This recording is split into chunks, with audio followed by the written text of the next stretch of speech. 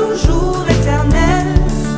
Ma richesse n'est pas dans les biens matériels.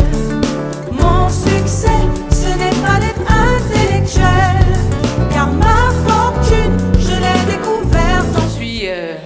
Je suis l'épouse du pasteur Dr Babatunde Nathaniel.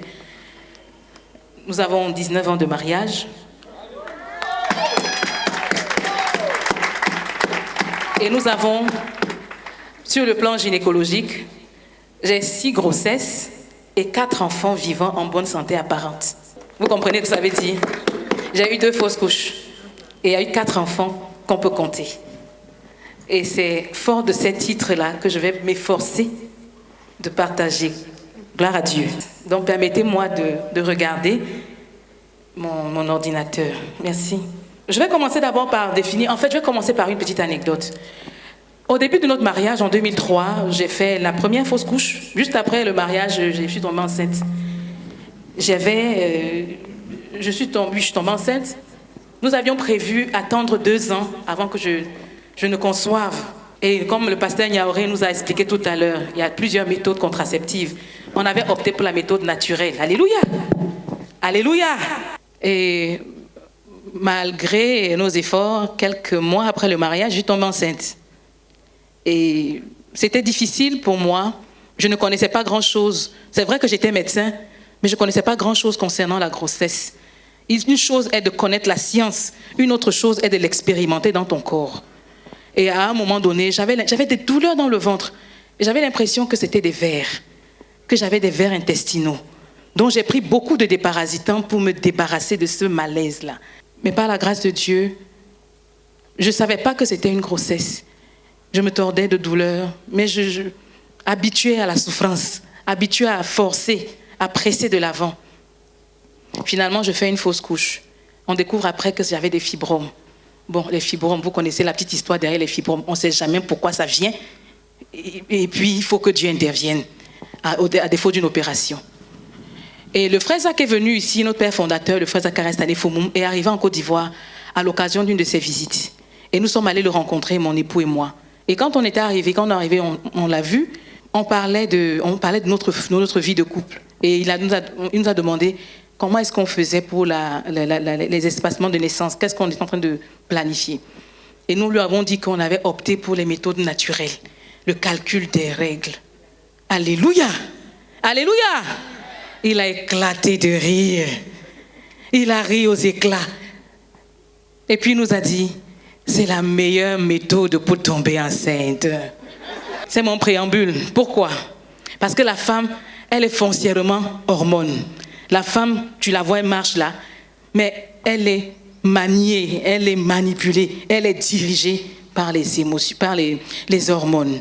Depuis sa vie, puberté, les hormones sont produites. Ça va, les seins se développent, la voix se féminise, les poils apparaissent, les caractères sexuels secondaires, ce que nous avons vu en SVT, c'est ça, non? Voilà. Les caractères sexuels apparaissent sous l'effet des hormones qu'elle produit. Après ça, on rentre dans la vie, on est entré dans la vie génitale. Quelque temps après, les règles viennent, le sang apparaît. Chaque mois, tu dois saigner quelques jours. Et puis après, tu te maries, tu tombes enceinte, un être entier dans ton ventre qui grandit.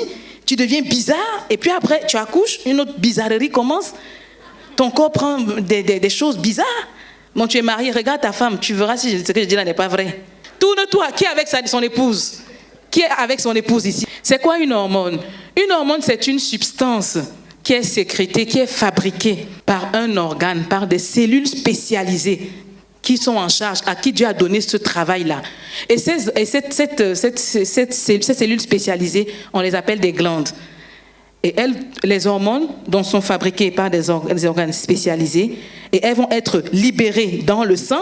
Après, dans le sang, elles doivent parvenir dans des organes précis pour modifier le comportement ou le fonctionnement de ces dernières. Donc au départ, on a un cerveau, c'est-à-dire qu'on a une glande, une cellule spécialisée qui doit produire une substance à un moment donné de la vie de l'homme ou de la femme, parce que les hommes aussi ont des hormones. Et cette substance sera libérée dans le sang. Quand elle arrive dans le sang circulant partout, même dans les endroits les plus petit de l'organisme, elle arrive et elle va directement vers des endroits, des organes précis à qui Dieu leur a donné l'autorisation, le pouvoir. Non, sur qui Dieu leur donne le pouvoir d'agir. Et elles arrivent dans ces organes-là et elles vont émettre des produits, des réponses qui vont modifier leur fonctionnement. Donc pour la femme, il y a 2 grands types d'hormones, les oestrogènes et la progestérone. Tu n'as pas besoin de retenir tout ça, hein. C'est pas le but.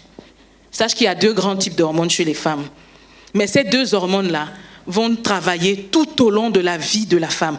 Depuis, comme je l'ai dit tout à l'heure, depuis la puberté jusqu'à ce qu'on appelle la ménopause, qui signifie l'arrêt de toute vie génitale. Ces hormones-là diminuent dans le sang.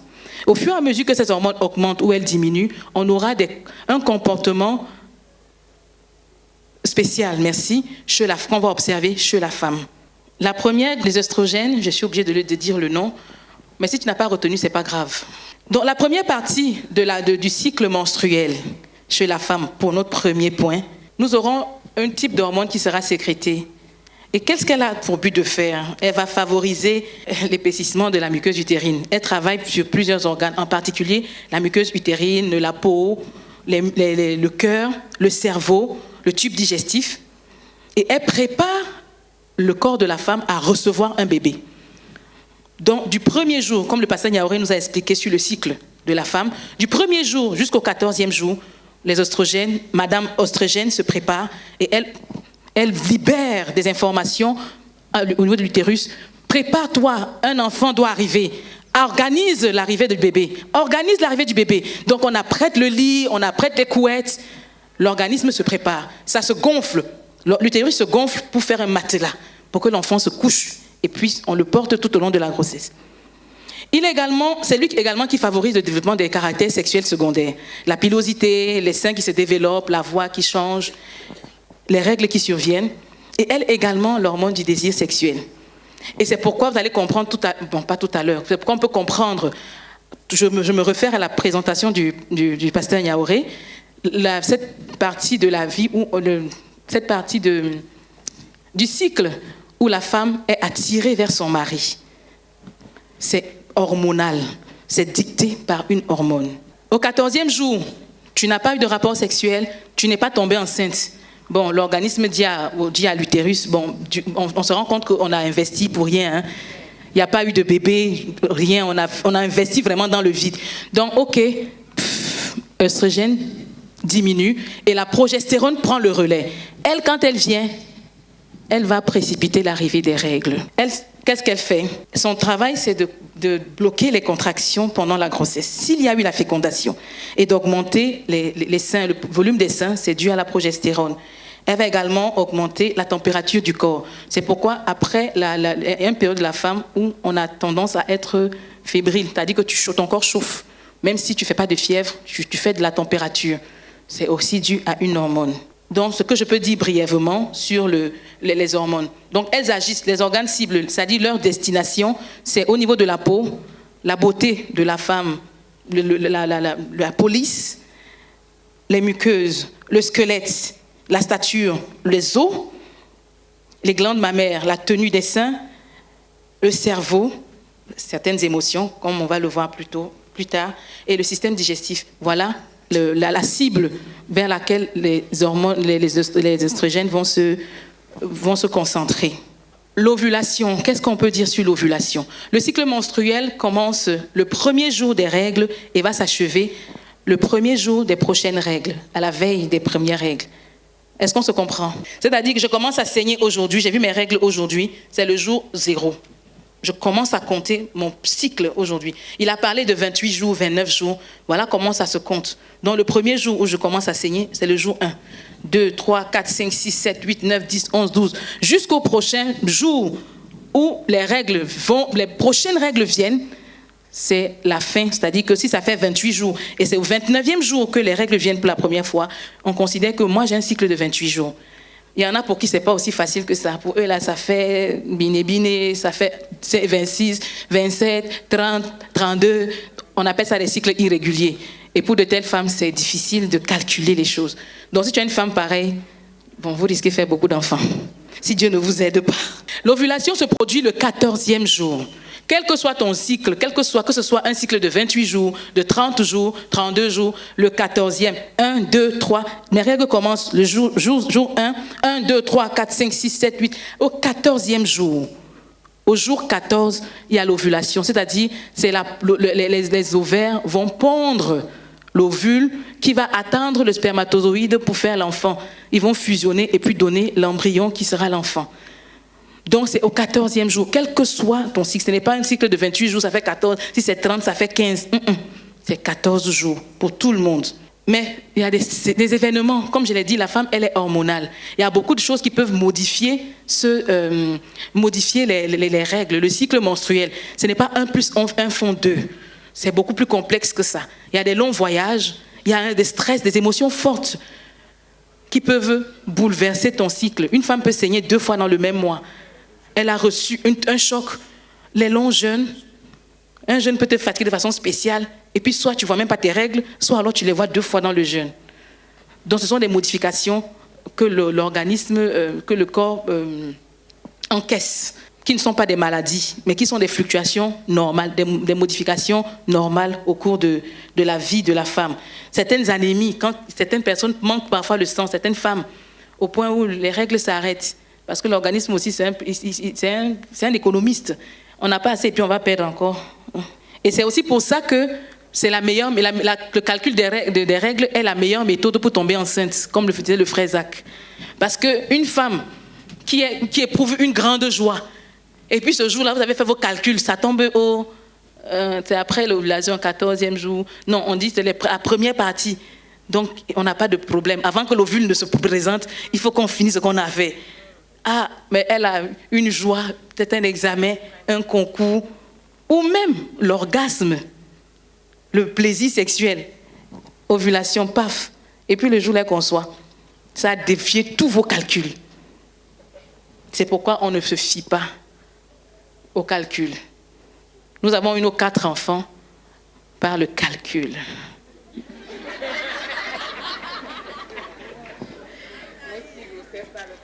Les 6 grossesses, le calcul. Oh, gloire à Dieu. Je ne vais pas m'attarder sur les 4 phases du cycle menstruel qu'il a si bien développé. La petite saison de pluie, la phase de sécheresse, dynamique, créative. Mais des hypothèses sont en cours. Certaines personnes ont émis certaines hypothèses comme quoi la femme serait plus contributive en entreprise du fait de ces hormones-là. Parce que pendant ces périodes où elle est créative, dynamique, ça influence son cerveau. Ces hormones jouent sur son cerveau et ça fait d'elle quelqu'un qui est plein d'énergie, qui est créative, qui innove, merci pour le terme. Donc en entreprise, les hormones aident les femmes à être efficaces et les meilleures. Les hommes, excusez-nous. Je parle du point de vue scientifique. Pendant la grossesse, nous avons fini avec cette partie. La femme, elle a saigné. Ok, donc on l'a mise de côté. Et on prend une autre femme qui a eu un rapport sexuel, qui est tombée enceinte. Qu'est-ce qui se passe chez la femme? Je n'ai pas parlé du syndrome prémenstruel. Certaines femmes sont malades pratiquement quand la période des règles arrive. La tension au niveau des seins, certains même le visage qui se couvre de boutons, les douleurs dans le ventre, la diarrhée, la constipation, l'irritabilité. Tu lui dis un oui, elle te crie dessus, elle est triste, fatiguée. Les hormones. Donc, ce sont les signes de cette période-là. Donc, nous prenons maintenant la grossesse. La grossesse, c'est un moment spécial dans la vie de la femme. Et certaines femmes enceintes ont des difficultés à supporter la pression de cette nouvelle vie. Et elle est caractérisée, elle aussi, par des changements psychologiques, physiques et physiologiques. À l'intérieur d'elle-même, il y a des modifications qui se produisent. Et pour être terre à terre, vous allez voir, on va te dire que les femmes, quand tu prends une grossesse, tu perds ta forme. Peut-être pas après une grossesse, après 2, mais si tu es svelte, si tu es mince, si tu es taille princesse, rends grâce à Dieu. Et je te donne le défi de commencer à prier maintenant pour garder ta forme svelte. Amen. Amen. Les sœurs ne répondent même pas, elles me regardent comme si c'était la télévision. Amen. Et cher frère, je te lance le défi ce jour. Tu as vu une femme en forme de guitare. Je te donne le défi. Si tu veux la voir, il faut t'asseoir, tu vas te mettre à prier. Parce que les hormones disent que ta femme va grossir. La science dit qu'il y aura des modifications dans le corps de ton épouse après une grossesse. Et plus les grossesses se suivront et plus les modifications vont survenir. Donc, qui peut arrêter la science? Qui peut arrêter la science? Donc, comme nous avons le privilège de le connaître, alors il nous reste une chose à faire, prier. Donc, ce n'est pas quelque chose de ce n'est pas une fatalité. Les variations d'humeur pendant la grossesse, les désirs étranges, le dégoût de certains aliments et de certaines odeurs. Est-ce qu'il y a des femmes enceintes dans la salle? Est-ce qu'il y a des femmes enceintes? Bon, si c'est visible, oui. Est-ce qu'il y a des femmes enceintes parmi nous? Oui, non, j'en ai vu 2 ou 3. Elles ne supportent plus certains parfums. Elles ne supportent même plus l'odeur de la pâte dentifrice. Elles ne supportent plus l'odeur corporelle de son mari. Tout l'énerve. La nourriture, ça ne passe plus. Il faut manger comme ça. Pour manger, pour que ça rentre dans ton ventre. Tu as faim, mais tu ne veux pas le plat là parce que c'est... Il a nausée, les vomissements, la dépression font partie des signes de la grossesse. Ça affecte tes pensées, tes actions, un sentiment de... Et c'est une dépression qui est variable, un changement d'humeur inexplicable. Tu causes avec elle, elle est triste, tu reviens, elle a des rires aux éclats. L'instant d'après, elle est dans son coin, elle est calme, elle observe les gens. Elle peut passer la nuit contente, le matin, qui t'a énervé? Tu as entendu quoi? Non, les humeurs ont changé. Ce sont les hormones, les fluctuations dues aux hormones. Donc, cher frère, s'il te plaît, quand nous devenons bizarres à côté de toi, là, on a déjà dit que pardon, prie pour nous, les hormones nous fatiguent. Amen. Amen. Quand tu vois une femme enceinte avec la nausée, les vomissements, ne cherche pas juste à lui donner des bols ou bien à chercher des solutions.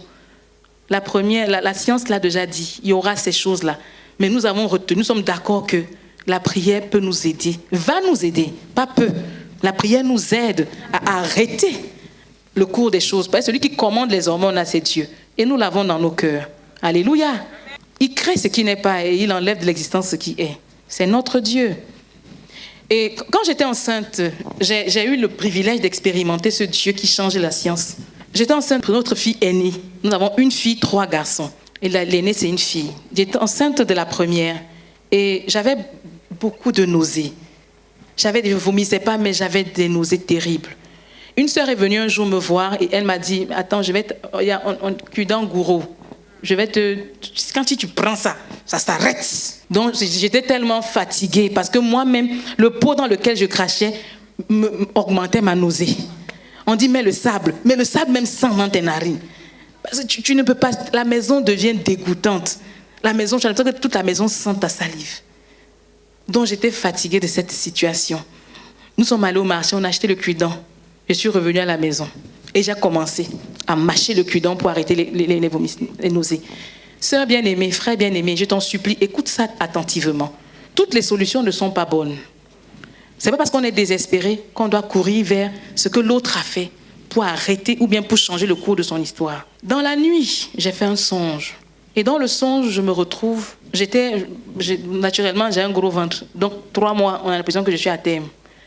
Donc, dans le songe, je me retrouve, et plusieurs personnes disaient, mais ton ventre là, tu n'aimes pas quoi, papi, ton ventre est gros. Ton ventre est gros. Frère bien-aimé, attention à tes paroles. Tu peux détruire quelqu'un par tes paroles. Sœur, attention à tes paroles. Ton ventre est gros, ton ventre est gros, ton ventre est gros. Et puis la nausée, tout ça. Donc, me voici donc la nuit. Je me couche. Et dans le songe, je me trouve dans une salle dans une salle d'opération, dans un bloc opératoire. Je suis couchée, il y a une dame qui est là, qui ressemble à une chirurgienne. La salle est vide, à part le matériel de chirurgie, on n'était que 3. Il y avait une autre petite fille à côté d'elle. Mais ça ne ressemblait pas à un contexte. Généralement, la salle est remplie quand il y a une intervention. Mais là, il n'y avait que 3 personnes. Et la dame, j'étais couchée, et effectivement, dans le son, mon ventre était gros.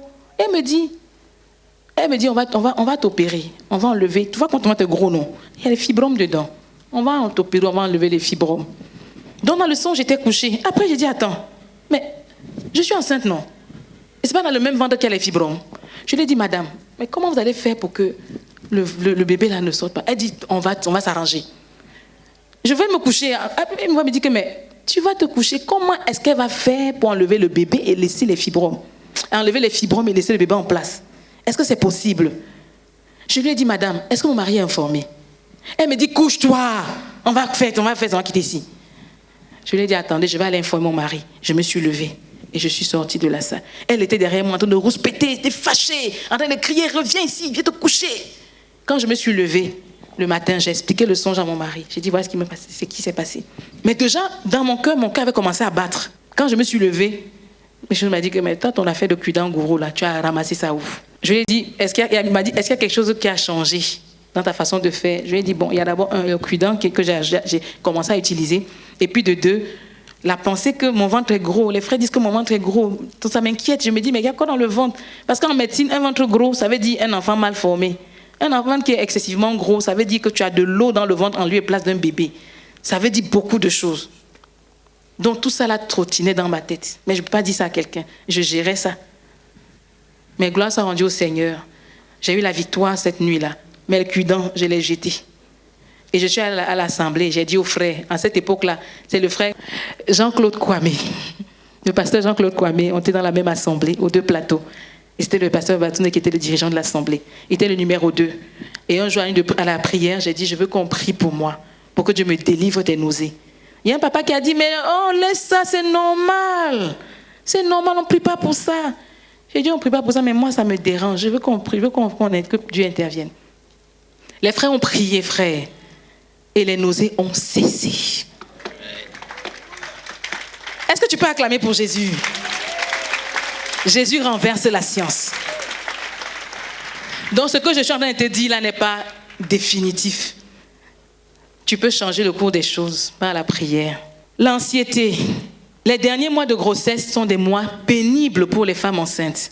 Et si on avait l'opportunité de donner le micro aux femmes qui ont été enceintes ici, elles vous diront, ce sont des mois d'oppression où tu imagines toutes sortes de choses. Depuis un bébé qui n'a pas d'oreille, qui n'a pas de pied, qui n'a pas de tête, jusqu'à toi-même ta propre mort. Nos derniers bébés, j'étais à la maison, j'étais bizarre. Les gens me trouvaient bizarre. J'ai fait 4 césariennes. Donc quand on partait à l'hôpital, j'ai dit, mais ça là, est-ce que quelque chose me disait que tu ne vas pas revenir? Regarde bien la maison, regarde bien les enfants, regarde-les bien. Regarde bien ton mari, regarde bien. Tu ne vas pas revenir ici. Regarde-les bien. Regarde-les. Donc j'étais là, je les regarde comme ça. J'ai dit, et je suis partie à l'hôpital. Ils se sont occupés de moi d'une façon spéciale. Je me dis que c'est parce que tu ne vas plus revenir. C'est à cause ça qu'ils s'occupent bien de toi. Une dame, on arrive à l'entrée de la salle du bloc. J'étais dans le fauteuil. Une dame est sortie. Attendez, je vais la voir. Une fois, elle me dit que tu vois, non? C'est ce que je te disais là. Elle veut voir ton visage. Elle va dire, ah, la femme que je venais de voir tout à l'heure là. Donc, quand tu as une femme enceinte à côté de toi, fais attention. Cher mari, cher fiancé, chers jeunes gens, quand tu as une femme enceinte dans ton environnement, quand ton épouse est enceinte, tu as du travail. Il ne s'agit pas juste d'aller accoucher et de revenir. Elle peut perdre la bataille sur le plan psychologique. Et on va le voir tout à l'heure. Il y a ce qu'on appelle le baby blues. Quand une femme a géré tous ces dossiers-là et qu'elle arrive à accoucher, 60% des femmes dans le monde, selon les études qui ont été menées, font des dépressions après la grossesse, les 3 premiers jours. Parce que du coup, elles réalisent que, attends, mais tout ça là, pourquoi?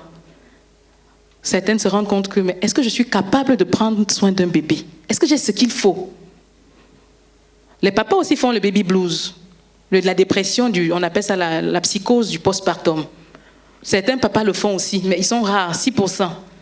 Et pourquoi? Chez eux, la cause, c'est quoi? C'est, est-ce que j'ai l'argent? Qu'on n'était même pas prêt. Et puis là, elle est tombée enceinte. Ah, encore. Pendant qu'on planifiait faire telle chose, elle est tombée enceinte.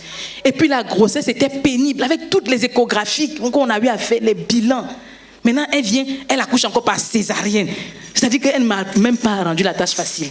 Toutes ces situations rendent le futur papa, un bon candidat à une dépression. Une fille encore, le sexe de l'enfant. Certains sont partis de l'hôpital sans regarder derrière. J'ai eu une patiente en cardiologie, son mari l'a abandonnée. Il a fait son baby blues là très tôt. Quand elle a accouché, elle s'est retrouvée en cardiologie. Et à ces moments-là aussi, tu peux avoir une grossesse normale, tu n'es pas hypertendu, tu n'as rien. Et puis tu te retrouves à la fin de ta grossesse avec un problème cardiaque, le cœur qui a grossi tout d'un coup. Parce qu'il n'a pas supporté la fin de la grossesse. Quand elle est arrivée, elle était inconsciente. Le temps qu'elle sorte du coma, qu'elle se retrouve là, le mari avait disparu. Elle ne l'a plus jamais revu. Jusqu'à ce que c'est un jour, quand on a refait son échographie cardiaque, c'est une maladie qui peut se guérir, qui peut... oui. Donc quand j'ai refait son échographie des années plus tard, c'est sur le lit en pleurant qu'elle me racontait son histoire. Qu'à cause de ça, j'ai perdu mon mari. Quand je me suis levée, ce sont mes parents qui étaient à côté de moi.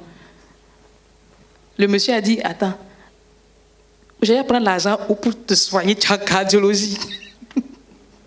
Je n'ai pas les moyens pour ça. Et puis c'était quoi? Des jumelles en plus. Tu me fais des jumelles et puis tu me donnes un problème de cœur. C'est bon. Je pense que je vais aller chercher mon bonheur ailleurs. Et il est parti jusqu'aujourd'hui. Il n'est plus jamais revenu. Le postpartum. Donc chez la femme enceinte, chez la femme qui a accouché, comment tu peux reconnaître une psychose? Elle peut accoucher, être normale, pas de problème. Mais comme on le dit, 60%. Donc avant de dire que ta femme ne fait pas cette psychose-là, faites attention. Elle peut le faire d'une façon voilée. Et plusieurs parmi nous ont fait cette psychose-là. Et on a considéré qu'elles ont rétrogradé. On a donné beaucoup de termes, mais on n'avait pas touché du doigt le vrai besoin.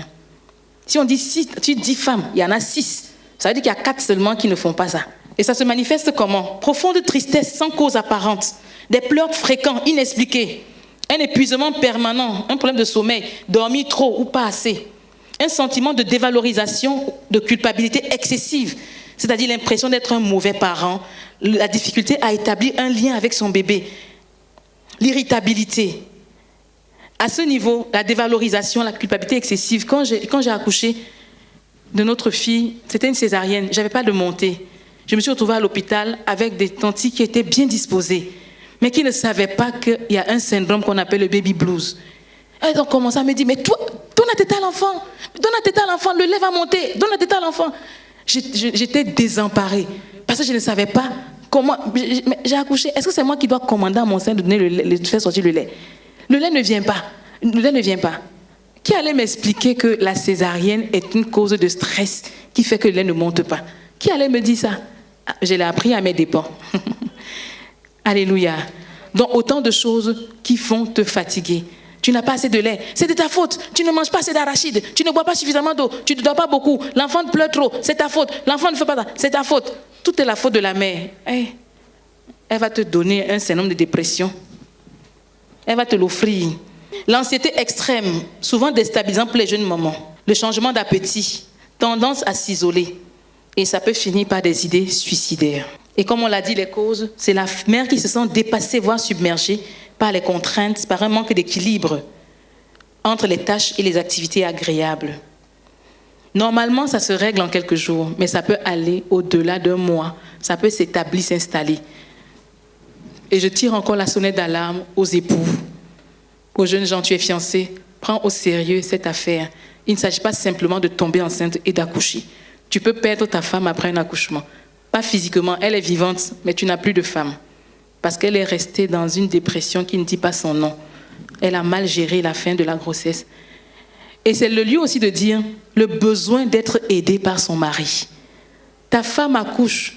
Il faut qu'elle se lève la nuit. Elle donne la tête à l'enfant toute la nuit. Le matin, elle va se lever, s'occuper de toi. Et puis tu vas lui dire que mais tu n'as même pas encore médité. Comment tu peux rétrograder grave comme ça, non? Tu ne même pas lire la Bible. Et tu rentres à midi, il faut que la nourriture soit prête. Il faut que tu manges. Il faut qu'elle débarrasse la table. Vous n'êtes que 2, hein? Il faut qu'elle débarrasse la table. Il faut qu'elle lave les assiettes. Mais la maison est devenue sale, je ne te connaissais pas comme ça. Avant, là, tu lavais vite mes habits. Maintenant, là, ça dure. Avant, là, tu repassais. Maintenant, ça dure. Donc, frère bien-aimé, cher papa, parfois, il te faut prendre l'enfant, te lever la nuit. Service alternatif. Je me lève et je prends l'enfant. La prochaine fois que l'enfant se réveille, c'est moi qui vais m'occuper de lui. Ta femme va se porter mieux. Il y a des tâches ménagères. J'ai un mari fantastique.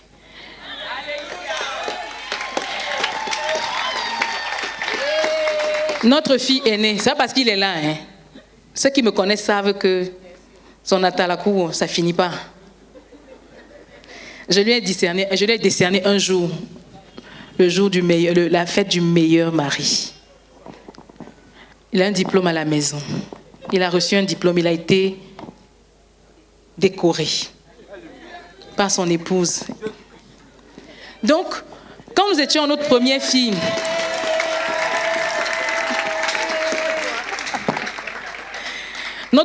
elle est là. Esther, tu peux te lever.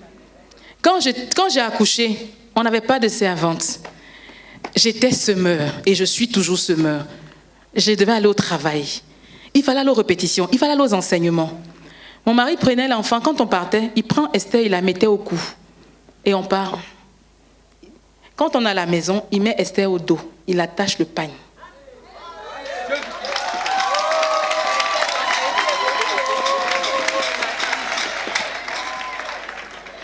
Quand on finit de manger, il me dit, laisse tes assiettes, je vais débarrasser. Ça, c'est petit. Assiette, on est 2. C'est 3 assiettes. Mais quand tu es fatigué, 3 assiettes, ça devient comme si c'était les assiettes d'un restaurant. 3 assiettes, tu as l'impression que c'est la terre qui doit s'ouvrir pour te recevoir. Il prend l'enfant, il met au dos. Il dit, laisse, je vais m'occuper des assiettes. Il lave les assiettes, il range. Va te coucher. Frère bien-aimé, si vous avez une femme debout comme ça, là, après 4 grossesses, qui n'a pas fait de baby blues, j'en ai fait. Mais je ne me suis pas éternisée dans les baby blues. L'une des raisons, à part Jésus, c'est l'époux qui était à côté de moi. Donc la qualité de la santé de ta femme, malgré les hormones, dépend de toi, cher frère, cher mari, cher fiancé.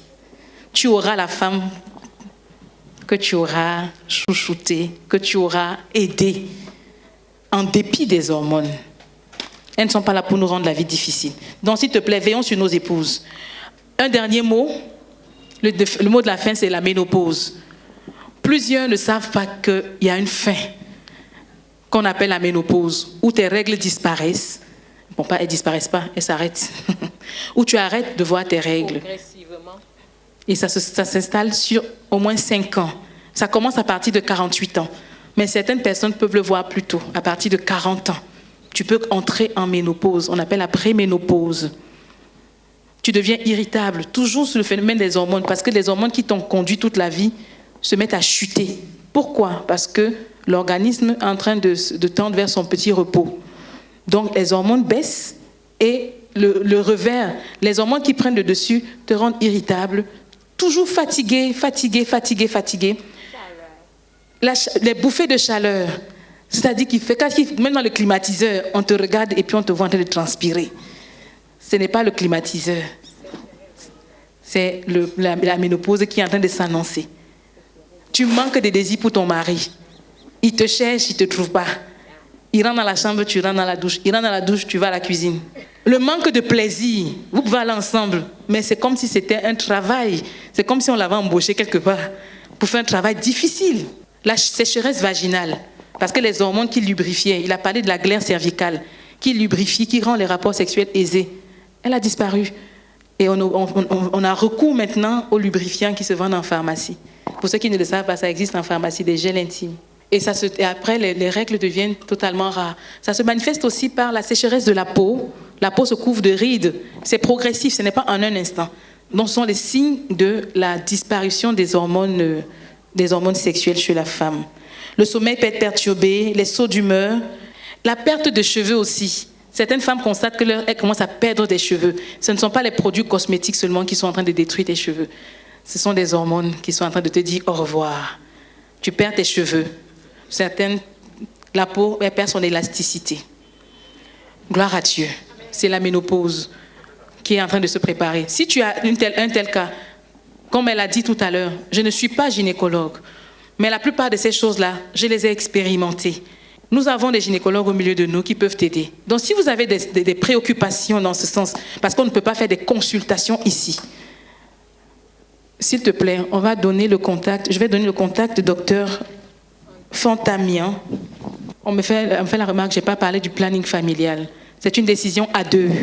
À un moment donné, merci. Docteur Mian Fanta, 2 fois 07 17 63 37 Certains ne prennent pas le numéro, ça ne te concerne pas.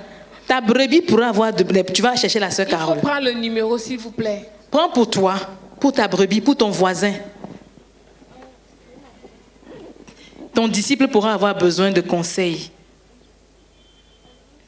Le numéro sera salutaire. 07 2 fois 17 63 37. Docteur Fanta Mian. C'est l'épouse de notre ancien qui est en charge de la conquête de Marcory Trècheville. Pasteur Mian Jean-Claude, c'est son épouse. Elle est gynécologue obstétricienne. Je la représente simplement. C'est elle qui devait parler à cette rencontre. Gloire à Dieu. Le planning familial, c'est la stratégie de limitation, espacement des naissances. C'est un concept qui s'étudie en tant que couple. Monsieur et madame, j'ai fini d'accoucher. Je suis la femme, j'ai fini d'accoucher. Monsieur et madame se rendent à l'hôpital pour rencontrer les professionnels de santé, pour discuter de la méthode à suivre. Ce n'est pas au téléphone. Comment on va faire maintenant? Ce n'est pas au quartier. Les méthodes diffèrent et en fonction de qui vous êtes et de ce que vous voulez, les méthodes vous seront données. C'est juste un mot que je vais donner là-dessus. Je ne vais pas m'étendre plus là-dessus. Mais j'encourage vivement monsieur et madame. Ne laisse pas ton épouse, ne dis pas que va.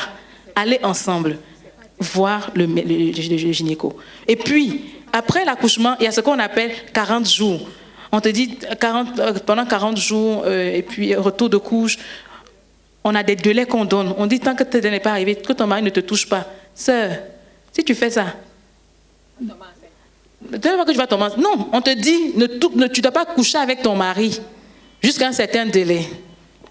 Il y a une sœur qui a fait ça. Elle a fait une césarienne. Elle était à 3 mois. C'est son mari qui m'a appelé pour me dire que j'ai dit, quand on fait la césarienne, on ne couche pas avec son mari. Il fallait corriger rapidement. Les principes scientifiques sont régis parfois par des hommes qui ne craignent pas Dieu. Tu ne couches pas avec ta femme. Il y en a qui sont polygames, même sans le dire. On va te laisser même te reposer 1 an. Il va se chercher ailleurs. Repose-toi bien. Mais en Christ, tu vas te reposer, il va aller où? Permettez-moi d'être cru. Il va aller se reposer où? Ce n'est pas une contre-indication, le fait d'avoir accouché. Il y a un délai. Après le retour des couches, quand tes règles se sont arrêtées, tu as l'obligation de répondre à ton mari. Amen. Amen. Amen. Si tu ne réponds pas, vous ne répondez pas. Si tu ne réponds pas. Amen. Amen. Amen. Si ça ne t'arrange pas, il faut prier. Si tu ne réponds pas, que tu te couches par terre, le jour où tu montes au lit là, tu tombes enceinte. Quand tu te couches par terre, 6 mois, le jour où tu regagnes le lit, même par accident là, tu vas tomber enceinte. Donc il faut aller régler ça avec les médecins. Donc que Dieu nous bénisse. Merci pour votre attention.